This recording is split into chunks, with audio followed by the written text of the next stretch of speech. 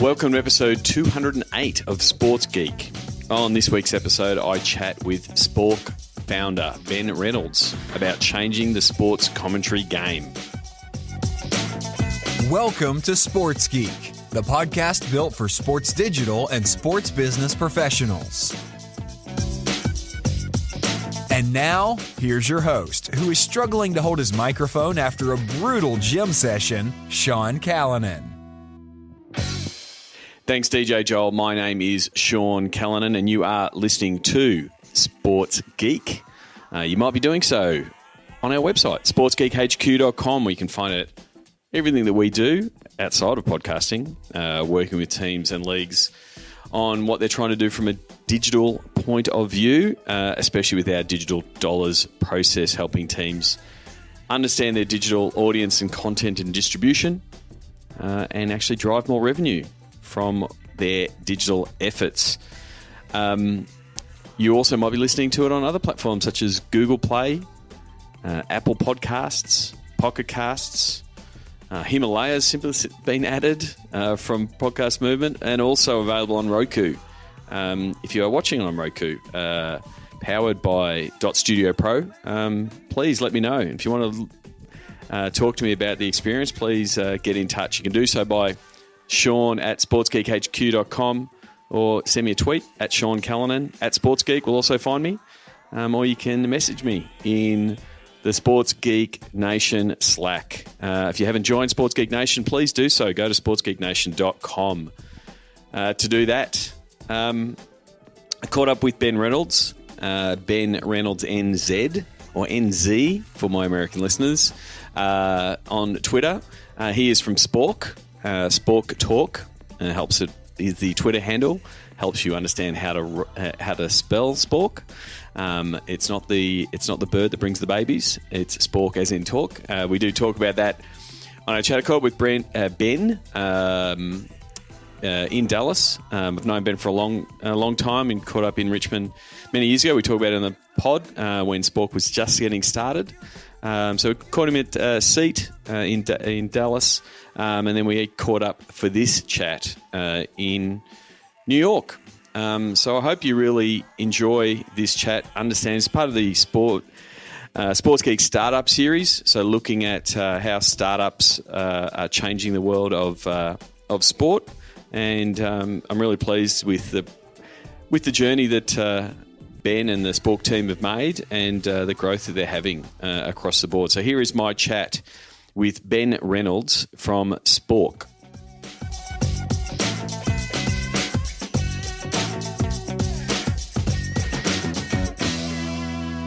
Very happy to be here in the Upper East Side at the headquarters of Spalk with the co-founder and CEO of Spalk, Ben Reynolds. Welcome to the podcast. Thanks, Sean. Thanks for having me along. It's a very humble office we have here, but hot and steamy day in New York. Yep, and it's a base. It's a base, and you've moved here to New York. But first of all, so as I was saying before we got started, I wanted to sort of tackle this in a bit of a startup series sort of mode and get a bit of your backstory.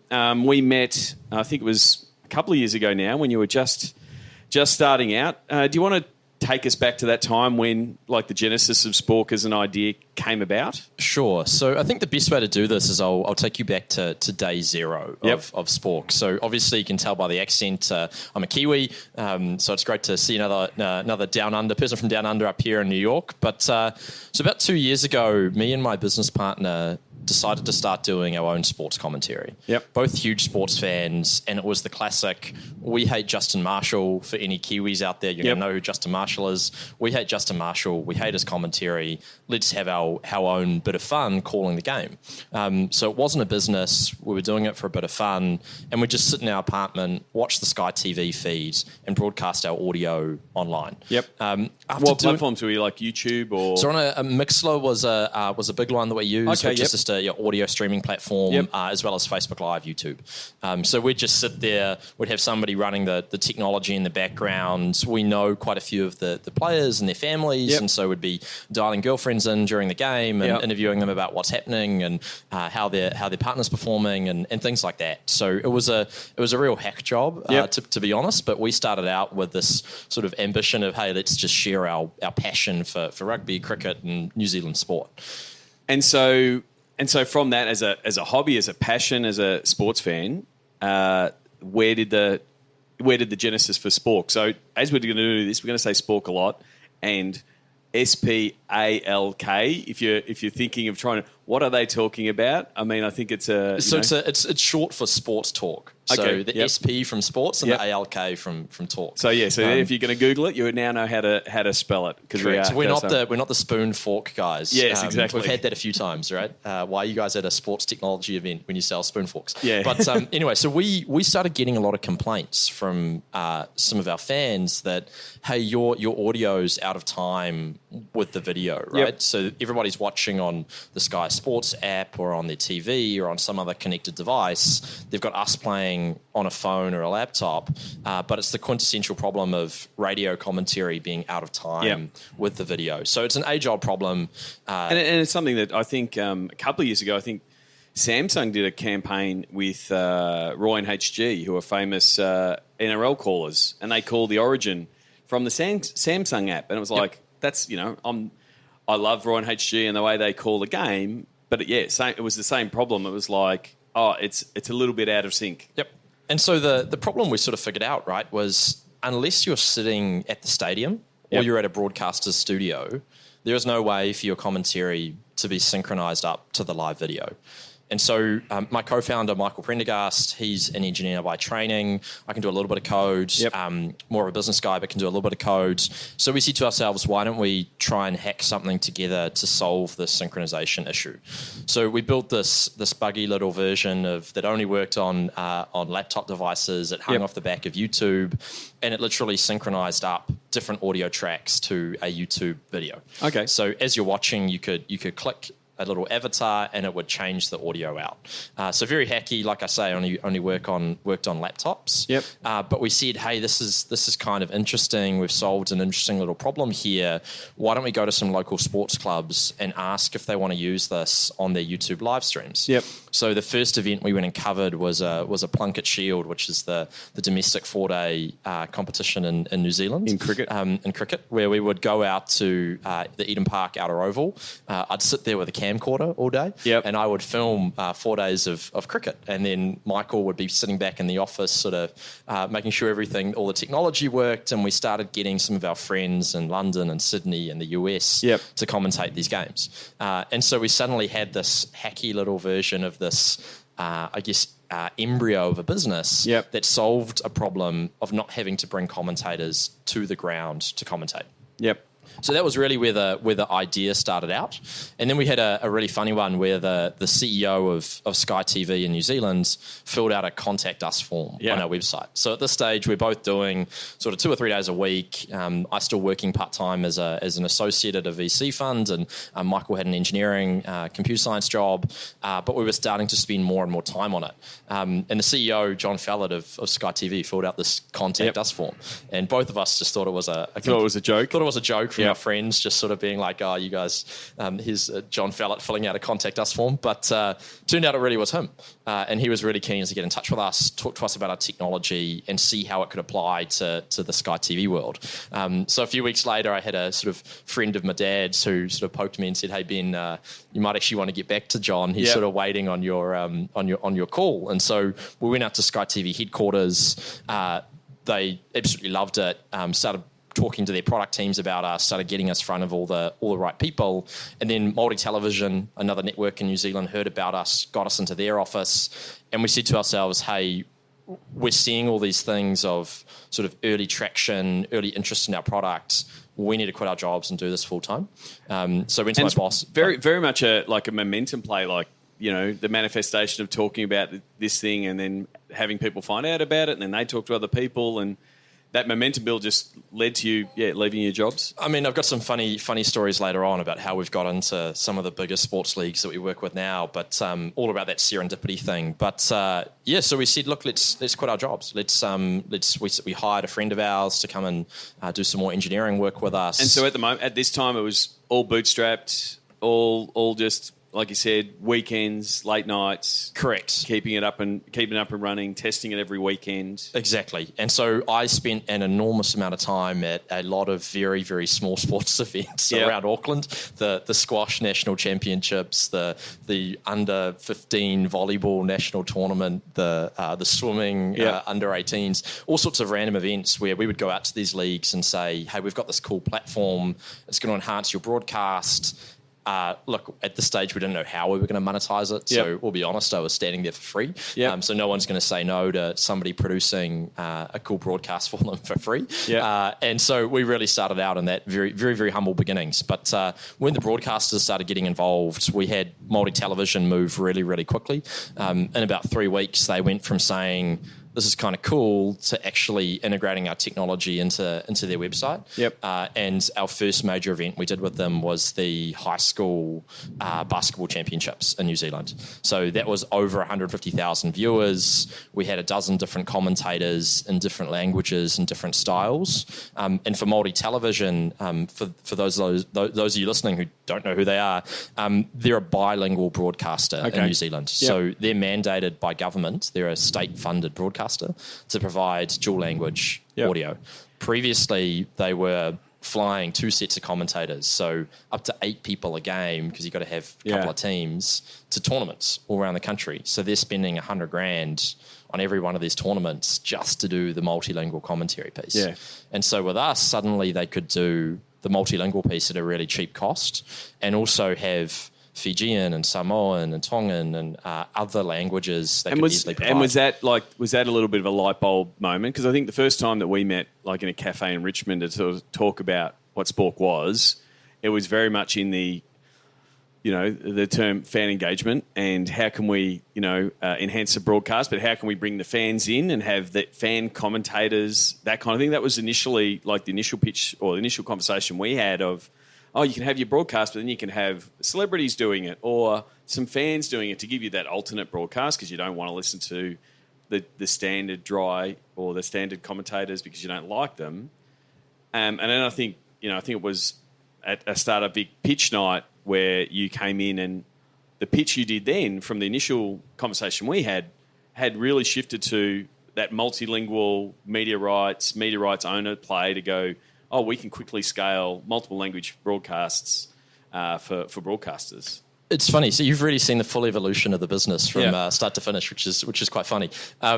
So we, I guess on day one with that multi-television work in New Zealand, that's really where we've ended up back at now. But after we did that sort of first event with them, we went to the drawing table and said, all right, where's the biggest opportunity for this? Where can we really blow this up? And our first sort of thinking was, well, let's just aggregate niche rights and build a Twitch TV for those of you who are familiar with Netflix for sports. Netflix for sports, right? Which is obviously the buzzword of everyone's tried to build a Netflix of sport, right? And so we went out to try and do that. So we were going to local sports clubs across Australia and New Zealand, doing all sorts of random small events, trying to build audiences in the low thousands across these events. But that's a big long. Like you need a lot of rights for it to be. It's incredibly long tail. It's incredibly long tail. And so what we pretty quickly realised after doing that for sort of 6 to 9 months was, look, it's going to be hard to really break out in this market. We thought the US college space, maybe we could aggregate some more rights, but again, there's some very big players there who that's pretty much what Rivals and that are doing in the college space and trying to aggregate that space. But then And so really where the movement's been, this would be about 9 months ago, we said, well, look, let's go back to what we saw originally worked in New Zealand, which was selling technology into a broadcaster or existing rights holder that enables them to enhance their broadcast experience in whatever way, shape, or form that may take.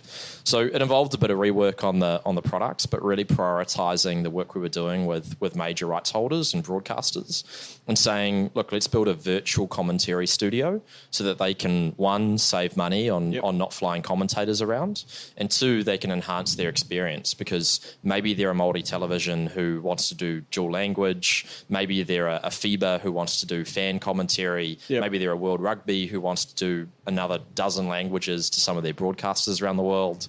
And so really we just said, look, let's sell to enterprise. Let's not try and build this two-sided marketplace of acquiring rights and matching commentators up. Let's do what we do well, which is enhance broadcasts for rights owners. And so what has been one of the things that have helped, I guess, that transition? And because you talked a little bit about the incubator you were part of, how much has that sort of helped you pivot pretty quickly and then come out with a really clear offer on the other side? So once we sort of made that decision, we looked at the market and said, look, there's about 5 customers in New Zealand that we can sell this to, right? There's maybe 20 or 30 in Australia, and then there's 500 in the US, in North America. So what we said to ourselves was, look, we've got the relationships with Cricket Australia and AFL and NBL and those guys in Aussie. We think we can sort of over time make those relationships into something. But for now, let's go to the number one market in the world, which is the US. And so when we sort of were lining up our plan, we said, well, we've got to Americanize the business in every way, shape, and form we can. So I'm never going to lose the accent, but everything else about the business needs to be Americanized. So it meant we went out and took part in an accelerator program, which started about 6 months ago back in St. Louis. So that's the Stadia Ventures guys, who are they call themselves a global sports venture hub. So they're connecting teams and leagues to startups on the other side, as well as incubating sort of 10 to 12 companies a year. Of which we were one in their spring cohort earlier this year. And so with Stadia, it straight away meant that we could get in front of minor league baseball, a bunch of college conferences, Arena Football League, the Flag Football League, all these smaller American rights holders who, without a program like that, I would have spent 6 months door knocking to get in front of. And then the other big part, which I know we've talked a little bit about off air in the past, was going out and saying, well, we need to Americanize our cap table. And so it's a process we're just at the tail end of now, but have gone out and raised a couple of million US to really support the growth of the business up here. So kept the engineering team down in New Zealand. It's a lot cheaper, but have Americanized everything else about the business, particularly from the customer focus, and our team is becoming a lot more Americanized in how we do things. And so your focus now is, I guess, chasing down, like you said, those 500 opportunities, refining the technology from a broadcast point of view, but then also still having that option for. So explain the product from the rights holder point of view. What kind of things can they do with Spalk, I guess, effectively out of the box now? Sure. So I'll give you, I think the best way to do this is give you an example from one of our biggest partners, who is FIBA. So FIBA are the governing body for basketball. So they produce tens of thousands of basketball broadcasts each year. And we have a huge partnership with them on their youth content side. So every year they've got a little over 200 youth tournaments taking place all around the world. Previously, so under 17s, under 19s, up to under 20s. Okay. So boys and girls, every continent. Under 14s, 15s, 16s, 17s, 19s, 20s. Effectively world champs at that level. Correct. As well as, I think, so this weekend, I believe it's the under 17 Asia champs, where we'll be covering, I think, so the Aussie, what do you guys call your junior team? The Boomers? I know the Boomers are the men's team. Boomers the men's team. Diamonds are the... you'd be testing me now. They've got multiple names. Trying to think. I mean, the Kiwis are easy. We just go for the Tall Blacks regardless of... but the Australian national teams all have their own monikers. So... you're pushing me to try to get the junior teams in basketball. But Boomers and Opals are the senior teams. Opals, that's right. Yeah. So we'll be covering the under 17s this week, for example. So what FIBA, the problem they have is they've got fans all around the world. So the Asia Championships, there's 20 countries competing. There's about 25 different languages across those countries. They can either go and produce a single English option because that's all their budget affords them to do, or they can not do commentary, save some money and just put a blank broadcast out on Facebook Live, YouTube, all of these social platforms. So that's what they do before we came along. Yeah. And this is where we go back to your serendipity point from earlier. We bumped into them at a startup event we're at in the UK about 10 months ago. Yeah. And they said, oh yeah, fine. Let's go for the under 20 champs next week. Yeah. And so just off bumping into somebody in an event, we managed to land our largest partner to date. But the value they get out of it is they're able to sit in Geneva where their head office is. When a game goes live, they've pre-rostered on anywhere from 2 to 10 commentators to call that event. They'll see all those commentators pop up on a dashboard. They can then say, where do I want to publish each of these commentators to? Yep. So, for example, they'll push the English commentator, the professional English commentator, to their core Facebook audience. They'll push the French commentator to the FIBA France page. Yep. They'll push the Chinese commentator to QQ Live or one of the streaming platforms in China. And suddenly they've got the same video, but with 10 different audio tracks published to dozens of places around the internet. Yep. And so straight away they're seeing audience increases in the millions because in China you've now got a Chinese commentator who's talking about the Chinese players and catering those games on a platform, QQ Live, in China. So our platform is all about connecting and mapping commentators to platforms that you want to watch them on. So there's a little bit of, I guess, legacy stuff on our site today that we're still working to sort of push off into the background, which is still supporting a few of these amateur streams. Yeah. But for us, the focus is really on this administration dashboard and giving rights holders the ability to choose where those commentators are published to. And then you've got all the classic things about statistics and data around, hey, what commentator's popular where and who's watching them and how many viewers they're getting and those sorts of things. So aggregating all of those statistics. And it ends up, I guess, again, sort of like I said, sort of full circle, is it opens up the talent pool of commentators in that it's a terrific training platform that someone can learn the commentating game and not be put straight on to the main broadcast. And then potentially, like we're seeing in Twitch and things like that, commentators might be a driver for why people are tuning in. And so that's what you offer as well, as these, hometown bias type commentary that people might want, or, a more conversational, checking in with other people, doing all that stuff that you were doing in your early days to provide, an alternate view or an alternate listening experience for. It's really interesting in the US market. So obviously our pitch overseas is really clear cut around multilingual international markets. Yep. I was having a conversation yesterday with NAIA, who alongside the NCAA are one of the premium sort of college groups managing various athletics departments and things up here in the US. And the NAIA, they were saying, look, we produce tens of thousands of broadcasts every year. Our number one problem is one, the video quality, so making sure that the video is well produced and it's got good graphics and those sorts of things. But number two is the audio piece. So today we have a real mix of some schools who provide really high quality commentators. Maybe they've got a journalism department on campus, and then other schools who they'll have somebody's parent getting behind the microphone and sort of just screaming about little Johnny on the field, right? Or they'll be silent. And so over 60% of college streams in the US today are actually broadcast with no commentary. Yeah. So literally hundreds of thousands of events each year which are going out silent to air. And so what they're really interested in about a tool like Spalk is being able to map the talent they do have to schools that don't have access to that same commentary talent. Yeah. So just like you're saying, making a marketplace for, hey, we know we've got Sean who's really good at commentating for this school because he knows the basketball team really well, and but whenever they're playing away, the away school has a terrible commentator or doesn't have a commentator. Or they don't send someone for away games. Or they don't send somebody for away games. So let's get Sean using Spalk's virtual studio. We don't have to change any of our rights agreements because all of the content's still ending up on ESPN Plus or Facebook Live or wherever our rights deal is with. But we're now saving a ton of cost and getting a better quality experience. So that's really been the thing for us, or the eureka moment for us, is we don't want to play in the rights game. We don't want to touch live sports rights. We want to enhance production quality at a very cost-effective price. Yeah. So rather than flying people around or driving people around, park them up behind a laptop and let them commentate.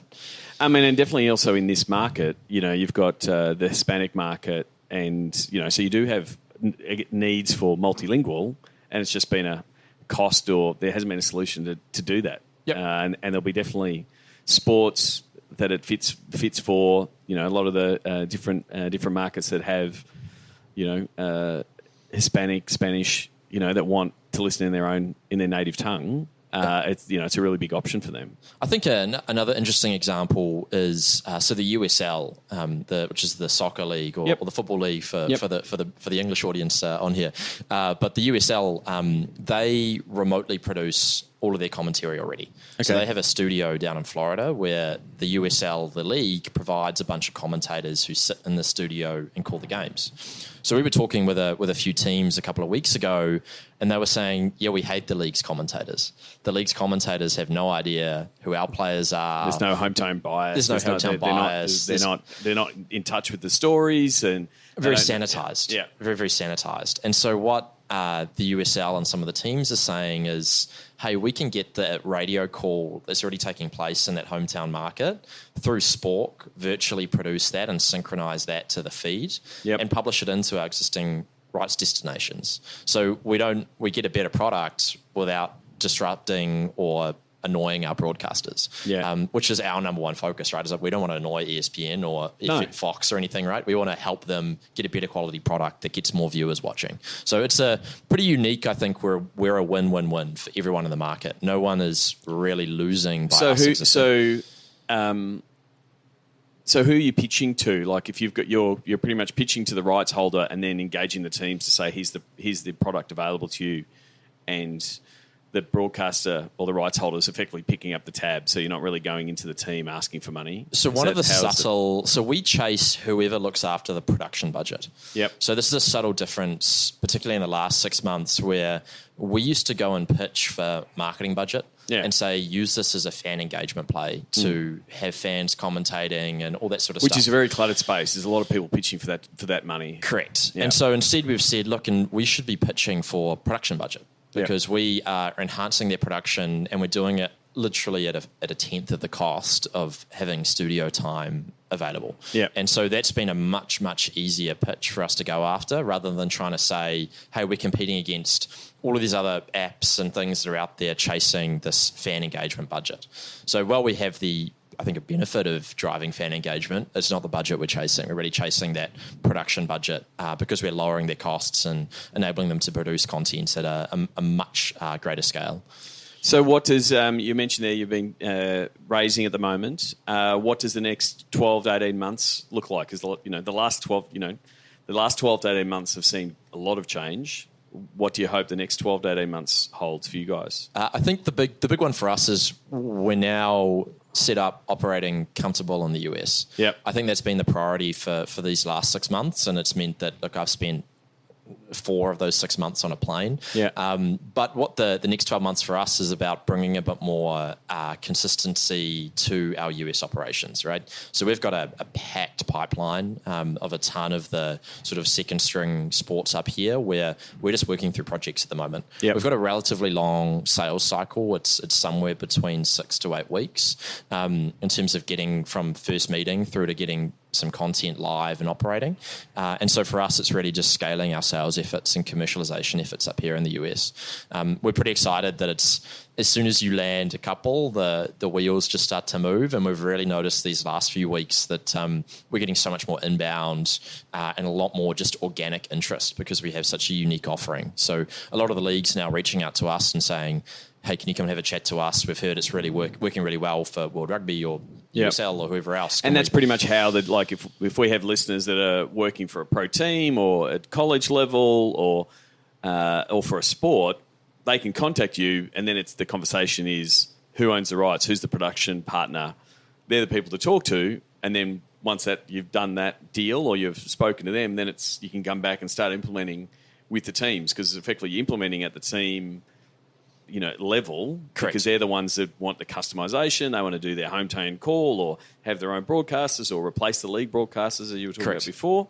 But you sort of got to tick the box with the providers as such. Yeah, correct. And so it means that the people who we sell to and the people who actually implement or benefit from some of the stuff is a little different. There's a little bit of a disconnect there. But what we do see is, look, as soon as a league or a team agrees to use Spalk, they're bringing in and mobilizing their digital teams and the digital folks to come and actually produce content off the back of, hey, did you know that we've got whoever commentating now, sharing some of their previous portfolio work and getting the fans excited by whether it's a hometown broadcaster or whether it's a different language, and really mobilizing just the content generation and production. And so it's how has that? Because sometimes when you work at league or broadcast level, and then it comes down the pipe to the team, it's a little bit. Oh, here's something else that we're doing from a league perspective, or the broadcaster wants you to do this, and it's sort of. There's not necessarily buy-in. It's great when you start from the team and goes back up, but the team just gets it and goes, I don't know what this is. We've got a lot of resources. I've now got to find commentators. How is that onboarding process from a team point of view gone? Sure. You definitely see it, particularly at the college conferences. Yeah. So we're chatting pretty heavily with, example, the America East Conference leading into this next college season. Yeah.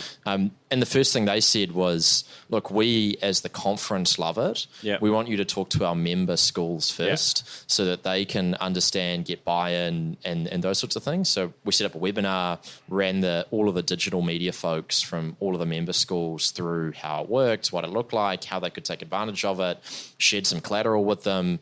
And then afterwards, they're all coming back with, oh, I see a huge amount of value I can get out of having Johnny, who just moved down to Alabama, but I want him to commentate a game in Boston. So they were then coming up with ideas themselves about how they could leverage it. So for us, it's all about, once we've sort of got some rough agreement or rough interests that there is buy-in, getting all of the member schools, digital folks, people in a room, and having that conversation, right? And then afterwards, we share various collateral and how-to guides. But it is very much so. There's a bit of follow the leader. Like you can sort of give them all the different sparks, whether it's, your team can be commentating on road games from now. They don't have to travel, or you can now do multilingual, or you can offer a whole suite of options for your sports journalism department. They can all be part of this piece and can be part of the curriculum. Like there's all of those pieces that sometimes you have to lay it all out and figure out. Some schools it's about the students, and some schools it's about making sure that their key broadcaster is getting more coverage and just finding that piece. We definitely picked a very hard business to start, right? But I think that's what excites me is we're building something like brand new from the ground up that is literally redefining how people produce content. Very different from sort of your traditional startup who's maybe they're doing digital ticketing or whatever it is, but everyone understands normally how those things work and how to implement them. We're coming in from the ground up, having to build and educate a market, which does make it more challenging for us as an early stage business. But what excites us is we make these people's jobs easier, get them more fans, all those sorts of things. So we're confident that, hey, if we really invest in our early partners, in the long run, the market's going to really benefit from us being around. So, and how are your geeks keeping up with the rapid change that's happening in the video space? Yeah, it's an interesting time at the moment. I think the benefit for us is, while we play in the video space, we're sort of platform agnostic. So all we do is alter the audio track that is available on a video stream. Yeah. So the cool piece for us is seeing more and more content being produced by all of these platforms like Keymotion and PlaySite and Pixelot, who are going out and installing cameras, fixed cameras that do automated production. So there's a ton more stuff coming in. Yeah, there is, And then on the other side, you've got a ton more platforms where all of this content is being distributed. Yeah. And so for us, we're sitting in the middle going, this is awesome. Yeah. Because there's so much more availability of content, and there's so many more places it's getting published. Because you're not so in-depth built, you're not building on Facebook and YouTube. You're sitting in that as that intermediary in that API space that they're not going, we're changing this because of this. We're turning off this option because all the platforms want more video. Yep. So you're lucky in that space that, there's been a lot of businesses built on the platform and then have, the tap turned off. Yep. But you've just got to stay front of all of those, I guess, different APIs. And if someone else pops up with a new, this is us, this pops up on this platform, you just send your geeks to say, we need to do an API relationship to make sure our content can be distributed in those platforms. Exactly. And so the big ones for us at the moment are ESPN Plus and Fox. So trying to make sure that we can publish content into their broadcast workflows. Yep. So once we get those across the line, that opens us up to a plethora of even larger rights partners. The social platforms are all really easy to work with. I mean, Facebook, we haven't even had any interactions with their team, right? You just build the integration and go for it. Yeah. In both Twitch's and Twitter's case, there's been a bit more back and forth with their teams because they've seen what we're doing in terms of customizing content and said, how can we get this into some of our other rights partners? It's a win for them because they're getting different. They're pushing more and more into the media space and want more video and exactly. So you think about a platform like Twitch, and they've been doing a little bit of encouraging re-commentary on the NBA G League. Yep. And so the way that they do their re-commentary is they force the user to download it to a local piece of software, which you have to install. You got to manually sort of do the synchronization, et cetera, et cetera. It's like a 14-step process. And so we went to them and said, hey, why don't we just build an extension, which is a one-click button. You click it, you're live commentating, rebroadcasting that content. It makes it much more accessible. And so that's one of the big pieces of work we've got at the moment is integrating very closely with Twitch's infrastructure so that on things like the G League, it's much easier to go and remotely commentate that content. And Twitch love it, right? Because suddenly they've got 20 pieces of commentary content on one piece of video. Yeah. Which you're 20xing your viewership, right? Yeah. So they're quite excited. We're quite excited by what we can do with that platform. Terrific. Where can people find you on the internet? Sure. So we're Spalk with the funny spelling, as you said before, spalk.co. We got to work on trying to get the .com. .coms are expensive nowadays, particularly for short words like us, right? But that's okay. So, and yourself, Ben Reynolds, where can people connect with you on the internet? Sure. So I'm pretty big on Twitter. I mean, I say pretty big. It means I tweet a lot. It doesn't mean that I have a big following. But Ben Reynolds NZ is my handle on there. So that's do a lot there. LinkedIn, feel free to connect with me there. Share a lot of sort of highlights and partnership wins with Spalk on LinkedIn as well. Terrific. Well, I want to finish with the Sports Geek closing 5. Thank you very much for coming on the podcast. Do you remember the first sports event you ever attended? So the most vivid memory I have is my brother competed in the 2006 Mountain Bike World Championships in Rotorua. Okay. Yep. And so I have vivid memories of going up and down the gondola at Rotorua while my brother was racing below on the course. And I think he finished 45th or something. So that was good fun, but that was my first sort of most vivid memory. And so over the past couple of years, you would have gone to a fair few sports events in your time. Do you have a favourite food memory or a go-to food at a sports event? Yep. So my favourite is in the new Budweiser standing terrace at Anheuser-Busch Stadium, the Cardinals Stadium in St. Louis. So spent a ton of time there with the Stadia guys. And they've got this awesome new terrace section where they've pulled out seats and standing room only. Yeah. This whole new innovation and subscription ticketing and that sort of stuff. But the food there is incredible, right? I love this gentrification of so what's the specific food? So it's these nachos that have a ton of like pulled pork on top. It's a quintessential nacho dish. Did you eat it in a helmet? It wasn't in a helmet, unfortunately. They haven't quite reached that's the Yankees or the Mets. I think there's a few that do the nachos in the helmet, and I can't believe it's just a lot of nachos for me. And but it's total contrast from the key. Like you go to Eden Park in New Zealand, right? And you get some cold chips and a hot dog, and that's about all you can get. But in the US, they're restaurant grade food. Oh yeah, I think the food game is part of the fan experience, and it is something that is definitely got better over the last 10, 15 years.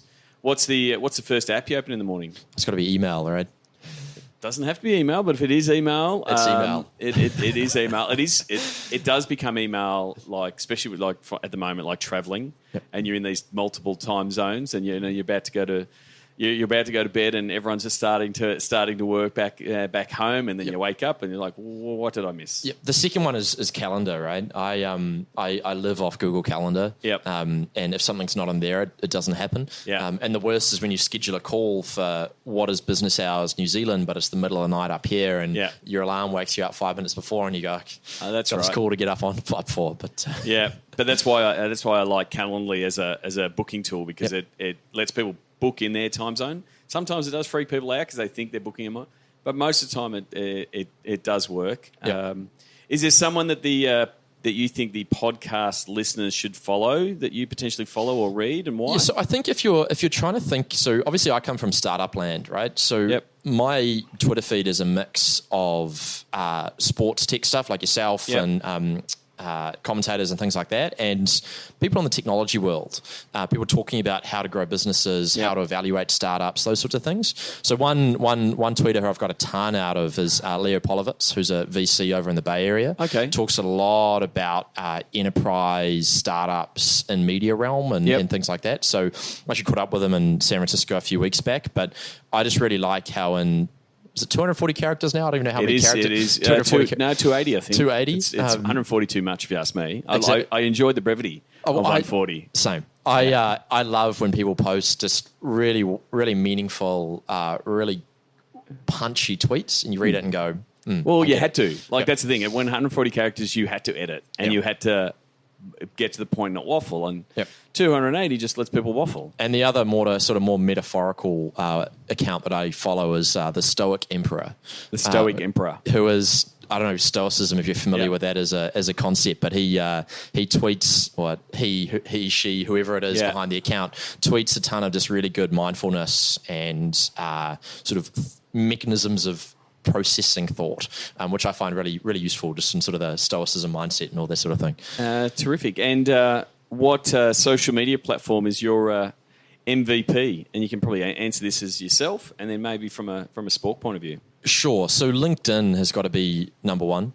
Twitter's useful for reading and learning, but I find LinkedIn an incredibly good lead gen tool. So, I mean, I'm on LinkedIn Premium, that sort of stuff, but I find it, one, you can get a lot more reach on there than you would on other platforms, and everyone's there with a buyer mindset on, right? Yeah, and I think I've been a long time fan of LinkedIn. As I've said previously on the podcast, sort of signed up, I don't know, 10, 15 years ago now when I was a geek. But the pivot, I guess the effort that Microsoft's put in to better connect, like the feed is a lot better. They're making a push into more video and definitely, the reach and that kind of stuff. Which I don't understand a lot of their product decisions. I got a notification the other day saying pick your face filter for your LinkedIn profile photo, and it was a Instagram style. Yeah, they're trying to make it like a little bit more like a social network. Yeah, and so they're making faux pas like that. But for the most part, things like the messaging.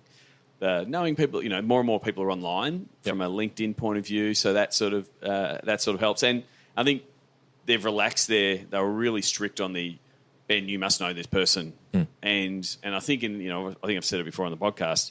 I think the Australian and New Zealander market sort of took that as that's okay. I don't know you, sorry, I won't connect. Whereas the US market, and I think overall, people are more willing to connect if you say, hey, I'm in the sports technology space, I do startups. I'd like to connect. I'm not going to pitch you straight away. No. Want to get to know you. It's a relationship game at the end of the day, right? And I think it's something we've seen time and time again is there's been folks I've met in the US who, look, the first time they meet you, they're scoping you out. Who is this guy? Why does he sound funny? Why does he have this accent? Yep. Then they see you at the next event and they see you on LinkedIn with a post, and then they see you at another event, and then they go, actually, I get it. I get what Spalk are trying to do. Now it's time to go in and sell. So we're here playing the long game, right? Like if a relationship takes 12 months to build and develop and they get multiple touch points, that's fine. It just takes that time to educate people on what we're doing. So LinkedIn for me personally, and I'd probably also save LinkedIn for Spalk too, in terms of me with a very sort of sales-focused outlook on things. Being able to have a single platform where our investors, our partners, potential partners and friends of the company like yourself. Because a platform, like you said before, you're platform agnostic. Like You're not going to go and again, it's a bit like saying, no, come on, Ben, pick your favourite video platform. I wouldn't do that to you because you're like, they're all your favourite children, right? You're happy to go because it's all about the rights holder and where they're trying to push their content. So as long as they've opened up the API and let your tech work, then it doesn't, to a certain degree, it doesn't matter. Exactly. It's whoever the rights holder wants to go through. And I mean, looking at sort of LinkedIn specifically for the company, I mean, earlier this week I was in Atlanta for the MLS All-Star Game. We were doing a bunch of presentations with Major League Soccer and some of their digital teams. And look, they put an article on MLSsoccer.com, threw that on LinkedIn. Suddenly it's getting a bunch of engagement and shares from existing partners who are saying, that's awesome, well done, we love your products, sharing it with their network, and just investors jumping on and being like, "Oh, we see the guys are doing pretty well." Like that's great. So it's a good sort of intermediary. It's definitely something from in the startup world that it helps build that narrative. Mm-hmm. Oh, Ben, saw you at the All-Star Game. And how did you enjoy your seat? Did you talk to so and so? You connecting. And then, it builds that story. And you get text messages saying, I saw you guys are there. I'm at a bar down the street. Come and catch up afterwards. And we bumped into investors that way and customers and partners and everything that way. So, LinkedIn is a fantastically underrated tool, but that makes some bizarre product decisions sometimes. You sort of, you turn a blind eye to that, to some of that stuff. So thank you very much, Ben Reynolds. Look him up on LinkedIn and connect with him. And check out Spalk, SPALK.co. And we'll talk to you soon. Thanks, Sean. Appreciate it. New workshops on audience, content, distribution, valuation, and pitch following Sports Geek's Digital to Dollars process. Go to digitaltodollars.com. Thanks again to Ben Reynolds. Please send him a tweet, Ben Reynolds NZ or NZ. For those of you who are in the Asia Pacific region, send him a tweet, tell him that you've listened to the podcast, and connect with him on LinkedIn or ask him a question in the Sports Geek Nation Slack. As we sort of discussed, I've really been both interested in the Spalk story, but also the pivots and the changes, and like Ben said in the chat, the following the money, which is really absolutely pivotal to startups. And I think the multilingual aspect of the offering is super valuable to be able to offer your content to multiple audiences in their native tongue is super valuable. So look forward to listening to alternate commentaries on different streams using Spalk as the technology platform. But if you get in touch or you want to get in touch, please reach out to Ben. Tell him that you listen to the podcast. I do love hearing from guests that are getting feedback. So your feedback to me is great, but your feedback to the guests is awesome. So as always, you can always go to sportsgeekhq.com/episode number. In this case, it's 208. Or you can go to sportsgeekhq.com and go through the back catalogue. Please reach out to the guests. Tell them that you've listened. I really do appreciate it, and so do the guests.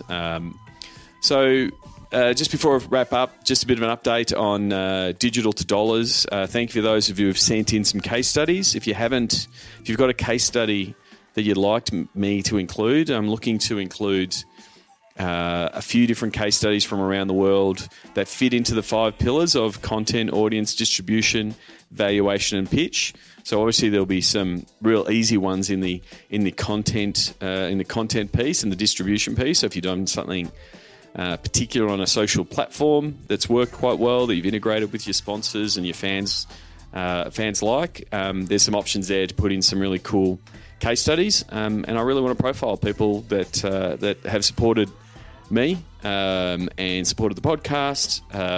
So please reach out. If you want any more info, you can go to digitaltodollars.com. Currently working on a few different formats of the Digital to Dollars workshops. I mean, just to give you a bit of an understanding, the ideal scenario or the key scenarios is with a single rights holder, or being a team or a league, and looking at everything from their content and their audience point of view. That normally entails a 2-day on-site workshop, working through the five pillars and getting as many people that are interested but also invested in the process. So rather than just doing the audience, know your audience section and the know audience pillar with just the data geeks and the CRM types and the people looking after your database, it's really important to have the digital folk in there and really important to have the commercial folk in there so they start understanding the different personas that you are talking to via email, that you are talking to via your content, but then also that the different audiences that the sponsors are looking for. We need to sort of have all of those people in the mix. And the more of those people in the mix will help the overall process, which is to improve the process to help you better commercialize what you're doing from a digital point of view. So it's that initial 2-day workshop. They're 2 hours on each pillar, diving in specifically around your team and where it's positioned, its brand, and where the content's positioned. And out of those 2-hour workshops on the pillars comes homework, follow-up work for the specific teams that are the owners of those pillars, whether it be data and refining of the audience personas, because you're not going to get that done in a 2-hour workshop. We'll get the broad strokes done. So there's a bit of follow-up work and consulting with each pillar team related, and then once that's sort of all bedded down and we know our audiences, we know our content, we know what works from a distribution point of view, we've started to put down the workings of a rate card that everyone feels comfortable with. Then the extended work happens with the commercial team, either working on new pitches or reworking current pitches. And the focus is not so much how we're going to go about and secure new sponsorship, which is obviously a big benefit of now you've got this sort of game plan on how to do it. But the initial focus is how can we better serve our current sponsors and how can we increase our revenue and spend with our current sponsors and tackle things like how we're going to sell them activations and show them how it's integrated and justify the increased spend. So that's my goal when I'm working with a single rights holder, or whether it be a club or a league, looking at that kind of thing. Then from a conference, then there's the conference scenario, similar to what I did at SEAT and at the Sports Analytics World Series, whether it be a shorter form keynote that sort of runs through the process. And for myself, I enjoy doing that at SAC, the Sports Analytics Conference.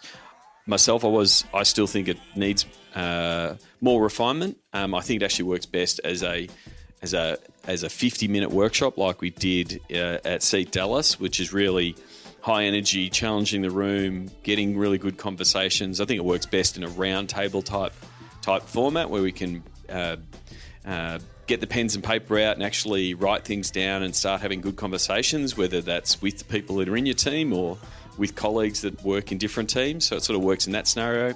I think it probably, to get full benefit, a half day.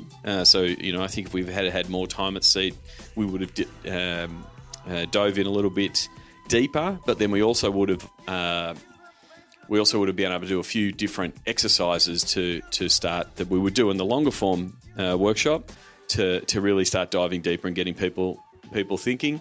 And then I guess the other scenario from a conference point of view is to do that full day workshop, which allows deeper dive, more activities on each pillar, which sort of fits for sort of league meetings to sort of drive change across multiple teams to, rising tides lift all boats kind of scenario. So working on a few different, I guess, formats and available. And then the last one is, because all of those scenarios sort of and versions of the workshops are for the execution people, for the people who are at the coalface, that are executing the digital, that are crunching the data and the numbers, and the people that are out there, doing sales, commercial sales, sponsorship sales, and digital activations and the like. So they're the people who actually will be doing it and need to understand the how, but then also the improving of the process across the departments.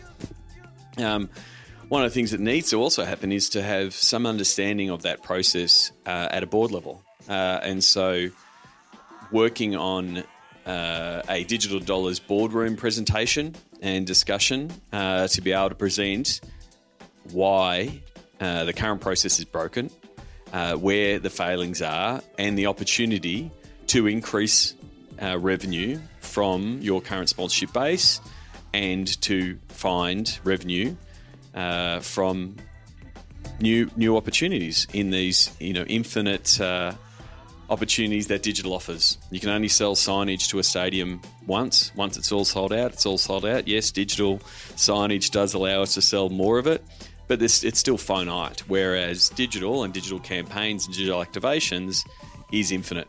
And so it's a bit of having that conversation with board level and CEOs to help them understand why that process needs to work, and breaking down the silos and getting the communication working between your data teams, digital teams, social teams, and your commercial sales teams, and getting that to work.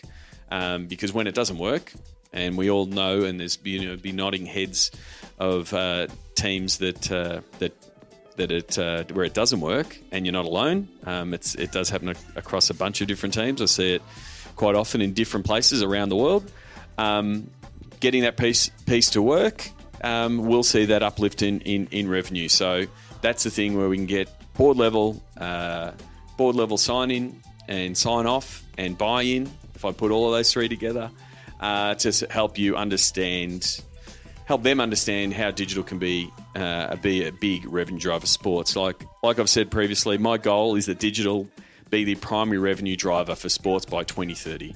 That means it's got to exceed TV, it's got to exceed sponsorship, it's got to exceed merchandise, all of those things that have primarily been the big drivers. I think digital can eclipse all of those, but I can't do it alone. I need your help, and I need to help you to be able to illustrate that in your teams and organisations. So please let me help you. You can simply send me an email, sean@sportsgeekhq.com, or go to digitaltodollars.com if you want more info.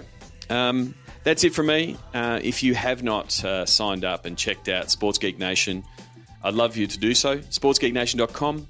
Check it out. If you've got any questions, please ask them. And really looking forward to some of the initiatives that we're going to roll out in the next couple of weeks.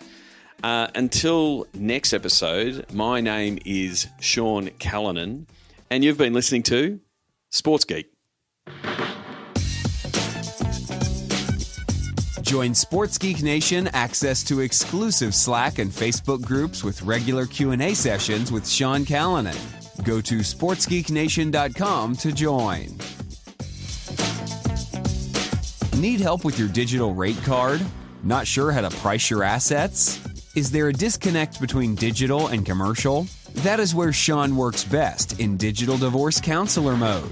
Book a time for a call with Sean to discuss the Sports Geek process. Go to sportsgeekhq.com/phone call. Go to sportsgeekhq.com for more sports digital marketing resources.